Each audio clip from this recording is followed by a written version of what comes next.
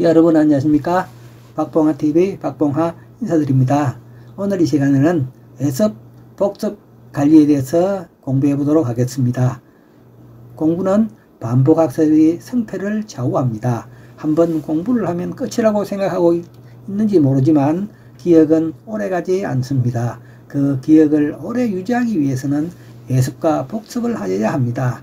애습과 복습의 방법에는 전서법과 분서법이 있습니다. 전서법은 처음부터 끝까지 공부하는 방법이고 분서법은 적당한 범위를 나누어 공부하는 방법입니다. 애습은 분서법을 많이 사용하며 복습은 전서법을 많이 이용하게 됩니다. 우리의 기억은 처음 하는 것은 10시간을 기억하지 못합니다. 그러나 한번 공부하면 3일은 기억합니다. 3일 이내에 한 번 더 공부하면 7일, 더 공부하면 20일을 기억하며 한 번 더 복습하면 3개월은 잊지 않게 됩니다. 그럼 공부하는 방법을 알아볼까요? 학교에서의 복습은 이렇게 합시다. 초등학교는 40분 수업에 10분 휴식 시간을 두고 있습니다. 이는 인간의 발달 단계를 기초로 하여 초등학교는 40분 이상 공부하는 것은 효과가 떨어지기 때문입니다. 인간의 눈에도 계속 일을 하면 능률이 떨어지기에 꾸준한 연구 결과를 통해서 이렇게 나타난 것입니다. 과목에 따라 좀 더 긴 시간을 요하는 해결법을 해결하기 위해서는 더 많은 시간을 필요로 할 수는 있으나 쉬어서 준비하고 휴식을 주는 것이 더 효과적임을 꼭 알아야 합니다. 복습은 쉬는 시간을 적당히 이용하여 하는 것이 좋습니다. 4대 교과는 수업이 끝나고 휴식 시간 전 시간에 공부한 내용을 쭉 훑어보아야 합니다. 그래야 요약이 되고 기억에 오래 남을 수 있습니다. 가정에서의 복습 방법은 전서법으로 합시다. 공부한 내용을 전부 복습하는 것이 좋습니다. 그날 배운 내용을 그날 전부 공부함으로써 기억을 되살릴 수 있기 때문에 공부할 수 있는 시간을 제대로 활용해야 합니다. 그날 공부한 내용을 기억하고 있기에 전부 공부하는 데 걸리는 시간은 본 수업이 40분이면 복습하는 데 걸리는 시간은 10분이면 충분합니다.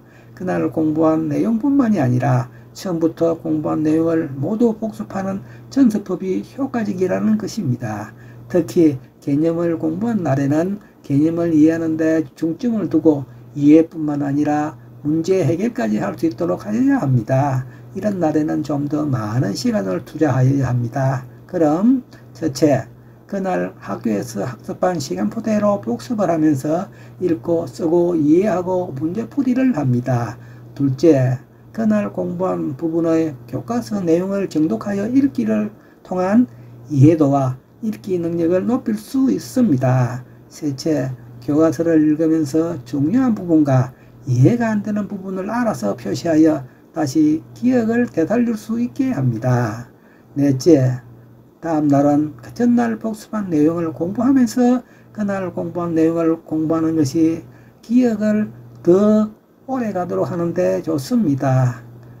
다섯째, 셋째 날에는 처음부터 공부한 내용을 다시 공부하면서 기억을 계속 유지하도록 하여야 합니다. 앞에서 이야기한 것처럼 기억은 10시간, 3일, 10일 이렇게 늘어남을 알아야 합니다. 여섯째, 공식과 처음 공부한 내용을 읽기만으로는 부족하고 이해와 원리를 알 때까지 공부하여야 합니다. 일곱째, 학교에서 배운 내용을 더 알고 싶으면 참고서나 문제집, 사전이나 컴퓨터를 이용하여 더 심화시킬 수도 있습니다. 여덟 번째, 혼자 해결할 수 없는 문제는 부모님이나 다음날 선생님께 질문하여 꼭 알고 넘어가는 습관을 들이도록 합시다. 가정에서 애습 방법은 이렇게 합시다. 저는 애습은 적극 권장하지 않습니다만 그 이유는 조금 안다고 학교에서 수업 시간에 공부를 소홀히 하기 때문입니다. 요즘 학생들이 수업 시간에는 잠을 자는 경향이 많습니다.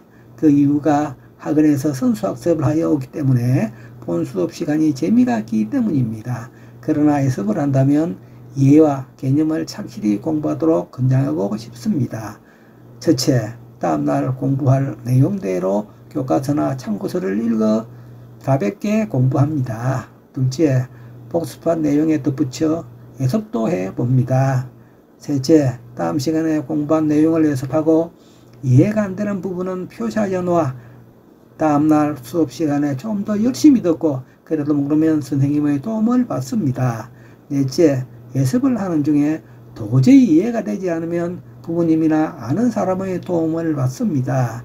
다섯째, 특히 수학 공부는 공식이나 해결 방법을 모르면 진척이 되지 않으니 부진 부분은 철저히 해결하여야 합니다. 이와 같이 공부하는 방법이 평범하지만 그것도 지키지 못하는 자녀들이 많으니 부모님들은 관심과 배려가 더욱더 필요하며 그렇다고 부모가 대신해 주는 것은 독이 됨을 명심하여 자녀 지도에 참가해 주시기 바랍니다. 다음 시간에는 시험지 및 문제집 공부 방법에 대해서 공부하도록 하겠습니다. 이상 박봉아TV 박봉아였습니다. 대단히 감사합니다.